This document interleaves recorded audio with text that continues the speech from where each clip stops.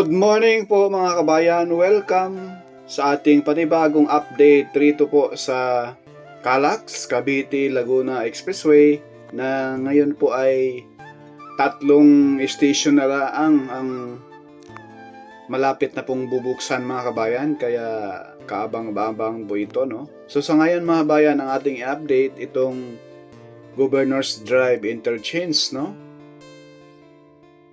Ito po, gumagamit na po sila rito mga kabayan ng high-tech na gamit, sobra. Kauna-unahan po itong ginamit, no, sa construction dito sa ating bansa, no. Itong robot na pangbasag dyan sa mga solid na concrete cement mga kabayan. Dito po to sa portion ng silang, no, papuntang Governor's Drive Interchange mga kabayan. So sa ngayon mga kabayan, ito po yung ating project description, no. May haba po itong 45 kilometers, no. May sisimula po ito sa may Mamplasan, Binyan, Laguna, at magtatapos po itong project, itong Calax na ito sa mismong Kawit, Cavite. Ayan po, Governor's Drive Interchange to Silang Aguinaldo Interchange mga bayan. Yan na lang yung number 3 tayo mag-update ngayon. Then next, bubuksan ito pag ma-open na po itong Governor's Drive, open canal. Then yun na po yung pinaka-last sa may Kawit, Cavite, no?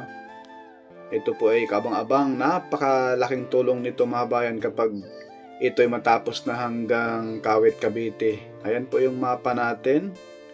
Itong tatlong gray na ito, yan na lang po ang mismong natitirang interchange. Itong Silang Interchange, nabuksan po ito noong December 2023. Bali tatlong interchange na laang.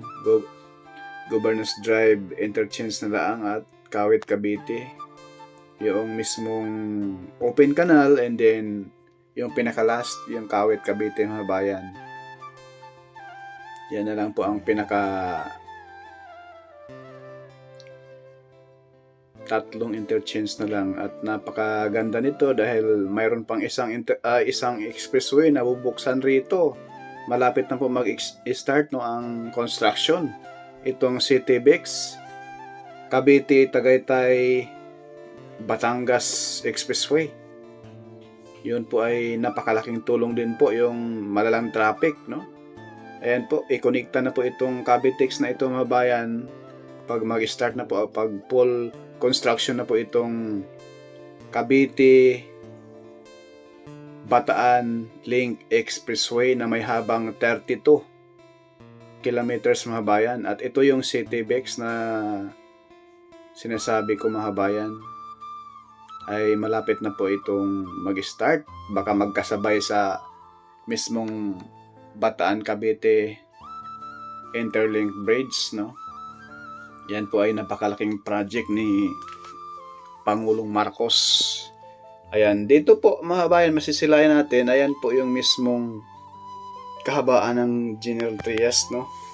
At sa ilalim dadaan yung hinukay na ngayon mga bayan. Yan po ang pinaka-alignment ng General Trias papuntang Dasmariñas, no? Robinson Dasma. Yun po yun. So ngayon, pakita ko ba sa inyo mga bayan, dito po yung interchange mismo, no? Ayan, yung Arnaldo Highway, yung may mga sasakyan dyan na makita natin. Dito na po yung mismo interchange, at may toll gate na rin. Hanggang sa ngayon, wala pa po siyang bubong. Pero sa bayan na po yan mga bayan, mabilis na daang po yan, patong-patong na daang. Ang inuuna nila ngayon pagtrabaho, yung mismong paghukay, no? Doon sa kahabaan ng General Trias mga bayan na highway. Ginawa nilang mismong dinivert nila yung pinaka main highway, dahil yung pinaka main highway hinukay na ngayon. At pag abot na yung pinakalalim na hukay, yung tamang sukat, yan sa kanila tatakpan mga kabayan.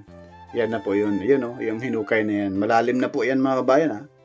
Yan po yung pinaka main alignment ng main highway dyan, papuntang Dasma. Itong pakaliwa po, papuntang Robinson, Dasmariñas, Cavite, no? SM Dasma.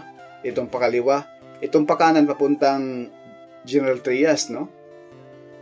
Ayan. Pag matapos ito mga bayan, asahan ninyo, mas lalo pang maging ano na po itong Cavite, no? Industrial complex. Dahil napakarami na pong mga namumuhunan rito, no? Napakarami na pong mga project na ginagawa ngayon rito sa Cavite, no? Mga bypass road, expressway, no? Sana po pansin din po ni Pangulong Marcos itong probinsya namin sa Laguna, yung Alaminos, San Pablo bypass road na hanggang ngayon mga bayan hinintuan sa pagtrabaho, no? 1 kilometro na lang sana makadugtong na doon sa mismong Maharlika Highway, doon malapit sa Villa Escudero, no? Kaso nahintuan ng trabaho. Ewan ko lang kung anong dahilan bakit hindi siya natuloy-tuloy ang trabaho mga bayan, dahil napakalaking tulong po iyan kapag yun po ay matapos na, dahil yung San Pablo at Alaminos, asahan natin mawala na yung traffic dyan. Pag madugtong na po yung Alaminos, San Pablo bypass road, dyan mismo sa may malapit sa Villa Escudero, mga bayan, malapit sa Chaong. Sobrang laking tulong po. So, back tayo sa topic natin dito sa Calax. Pasensya na po mga bayan, no? Ayan na po yung sa harap nating kamera, ayan po, malalim na po yan mga bayan. Yan na po yung alignment. Yung tulay dyan sa unahan na yan, sa ilalim dyan po dadaan yung mismong Calax. Patawid din, sa ilalim din dyan ng Arnaldo Highway. Ayan po yung may mga sasakyan. Sa ilalim din po dyan dadaan yung Calax. Papuntang Mears Drive and then Open Canal Interchange. Ayan, ito na po yung papuntang, yung area na yan mga bayan, papunta na yan doon sa mismong Aguinaldo Highway, na kung saan yung gumamit na sila roon ng yung mismong robot, no, na kinokontrol na lang ng tao mga bayan. Napaka high-tech na po. And dito sa area na ito, malalim na rin yung hukay dyan, yung alignment ng Calax. At itong mga pabrika dyan sa bandang kanan, napakarami na pong pabrika ngayon dito sa Cavite mga bayan, no? Kahit saang lugar dyan sa Cavite, napakaraming pabrika.